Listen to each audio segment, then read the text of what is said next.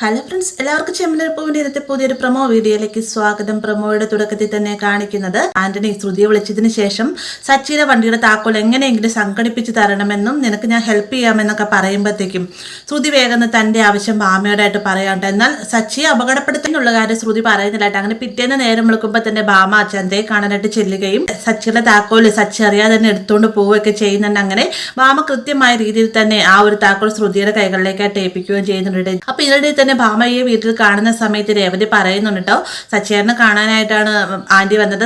സച്ചേട്ടൻ എന്ന് പറഞ്ഞാൽ സ്വന്തം മോനെ പോലെയാണ് ആന്റിക്ക് എന്നൊക്കെ പറയുമ്പോഴത്തേക്കും ഒരു പേടിയോട് കൂടി തന്നെയാണ് ഭാമ സച്ചിയെ നോക്കുന്നത്.